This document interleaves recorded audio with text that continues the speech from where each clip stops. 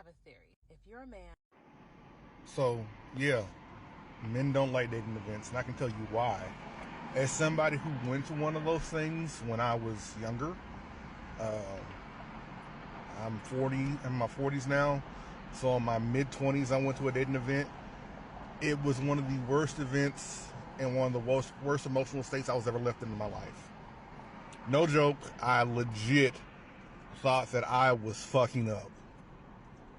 One of the worst emotional experiences in my life. As a man, you're accustomed to rejection. You realize that you're not going to make every shot that you shoot, but you still keep on shooting your shot. That shit, I went to a speed dating event. I was there. I had 7 dates. And understand, I am not. I ain't. I don't have women running from me. I'm not unattractive, but I know I ain't for everybody, and that's fine. That's part of life. I'm not for everybody, but I had five dates in 45 minutes, and imagine being rejected repeatedly and asked similar questions throughout the entire process. Hey, how you doing? I'm so and so. Do you make X amount of money? Do you go to college? Do you have a job? Never, hey, what are you into? What are you about? What do you like? Are you God fearing? Are you not God fearing? There was no conversations. It became like I was doing a job interview, and it's like one of the weirdest things ever. I left that event ready to cry my eyes out and bawl my ass out of there, and almost thought about legit like I'm doing something wrong. So I really appreciate a lot of the commentary that's been going on about this subject on the page. And we always love when men are sort of open and honest with some things they're experiencing. And we're seeing a lot of that, What what resonates with what he was saying, why I'm doing this video and a follow-up video, because they said someone's like, imagine it takes you 30 days to accumulate all the rejection that you would get in a speed dating event, in one night of speed dating. And I don't think we give enough credence to one, the messaging that men have received over time. Two, just what dealing with rejection actually means. We just sort of heap it on the men and say you're supposed to do it. That's a normal thing. You're a man. You're supposed to get over it. But in fact, us men know it's sometimes not. It's really not that simple. So guys, continue to like, comment, subscribe, hit the notification bell so you're not missing uploads. Still trying to do 2 a day. I'm going to get through his video, and it's a little longer, so this will be a little longer video, but I think it's worthy of just adding to this topic, adding to this conversation. And yeah, I'm trying to adjust the audio. So like you guys said on the second video, let's hopefully this was better. If it is, just give me a thumbs up and let me know. So let him continue to cook. I have never in my life, and I state this, I have never not had my bills paid. I've never been to jail. I didn't have a child until very recently.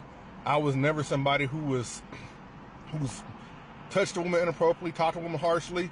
That's not me. That's not me.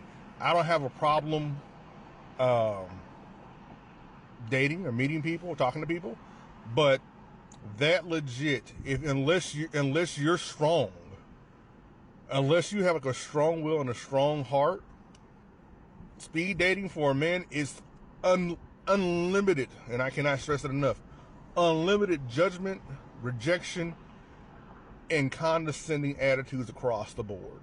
So again, I think this is what men have been focusing on and saying, what's the purpose of going to these events when we've already been cleared? You already told us how you feel about us, right? There hasn't been that qualitative shift and change of saying, hey, we actually want you to show up here. We want you to be a part of these events. And it would be we're happy to see you here. It's just like showing up to, going on pop the balloon.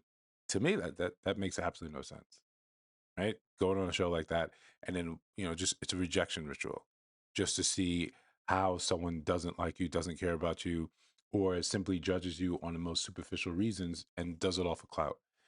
I think men look at dating events, speed dating events, just like the same thing.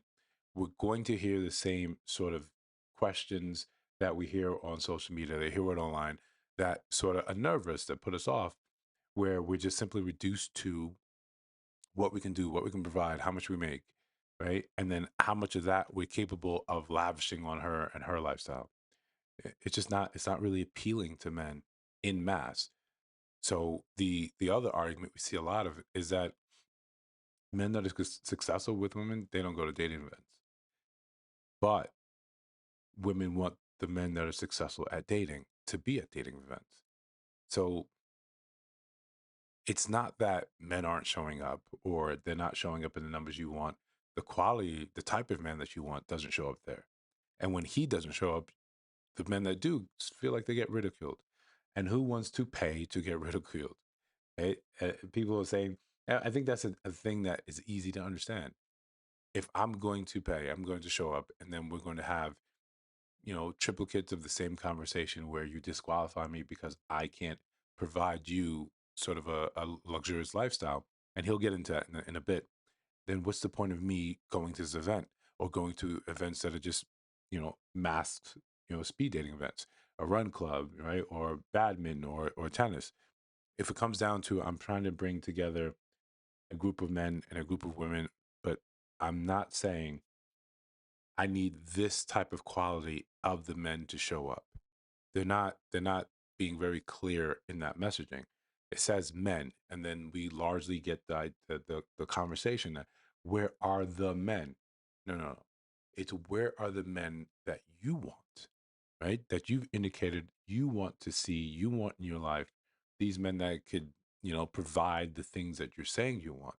That's who you want to show up, and that's who's not showing up. So then these events are deemed unsuccessful. There was another TikTok I saw where a woman, said she went up to uh, two black men during an event, and they were there because they were more interested in white women. And she looked at that like as if something was wrong with them, not saying that, hey, their preference was for someone else and you didn't meet their standard. Then the event was looked at again as these things don't work. Real men don't show up to this. Because everybody wanted to make sure that was there at that event. I can't speak for all events, but at the event I was at, everybody wanted to make sure that you met a box that checked off. Not only did you have a job, but are you able to support me and my dreams and what I wish to do? But you haven't told me those things. You haven't expressed what your interests are. You haven't told me what you like to do. It was literally, I expect you to make 85,000 a year.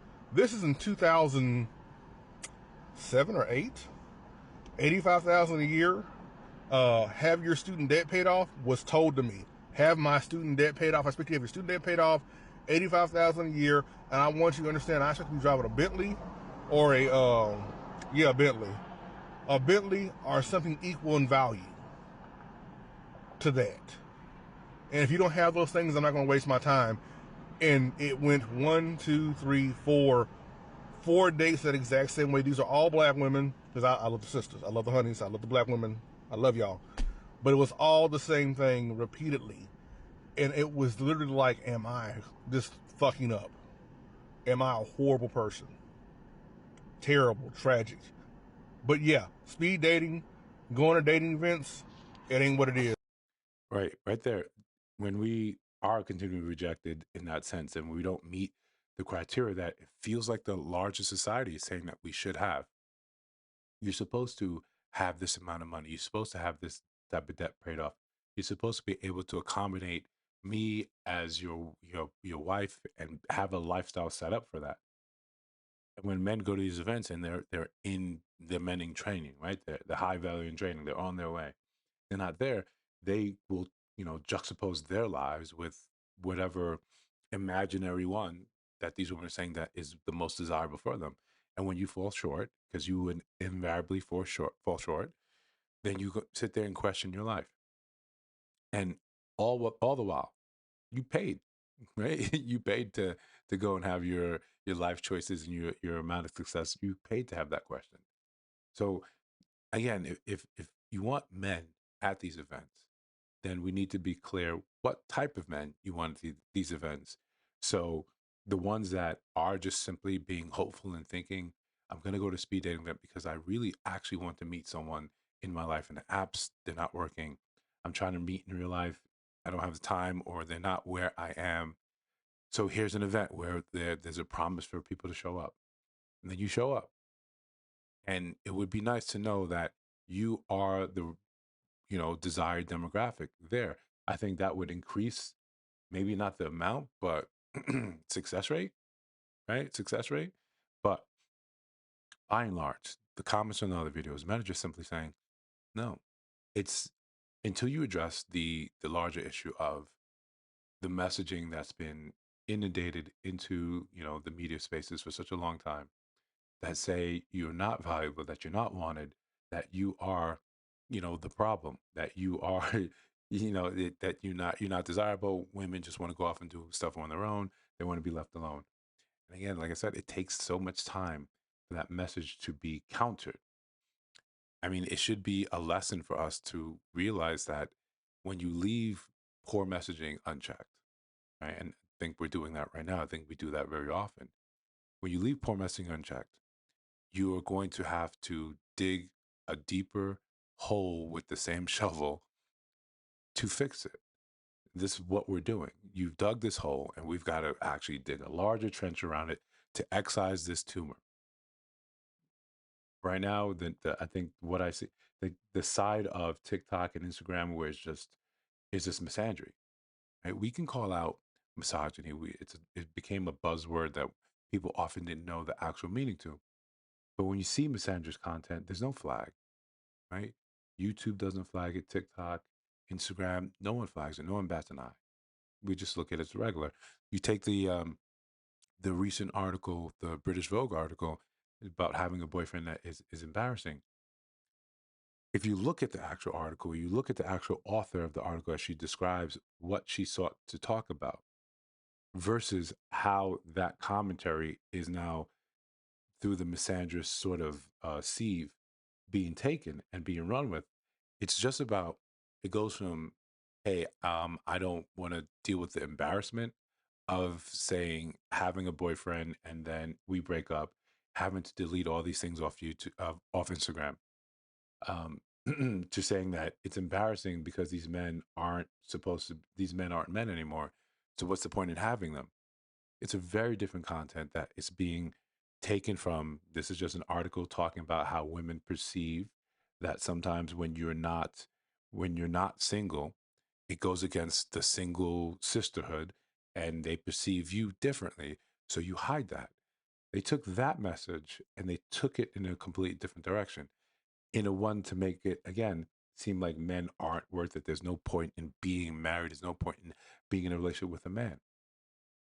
So when we see this, men are paying attention, and I don't think again we give enough credence to the effectiveness of the messaging. And I want to be fair. I want to be very fair. Women receive the same messaging too. I think women are currently receiving messaging that is trying to brainwash them to put us in a divisive state. But when we stop questioning, we stop talking back, and that's sometimes the point of some of these videos. We stop having the conversations that say, "Hey, full stop. Maybe we should start looking and understanding where this message is coming from, and does it apply to my daily life? The things I see and the things I make videos on, I often don't see in my own life because I'm very careful to cultivate the people around me. I want to have a specific type of friend group. I want to have a specific type of influence that reinforces the trajectory I think my life should be on. When I don't cultivate that, when I allow whatever in, it starts affecting me. That adage that you're the sum total of your five closest friends. That's just exactly what it is. But I've been rambling on the soapbox for too long. Uh, I've got more content to make to keep you guys entertained going forward. If you listen to my voice right now, and you haven't subscribed, come on, right? Join the train, right? Um, but again, I'll see you guys in the next one. Oh, if you see videos on the screen right now, go ahead, take a look at those too.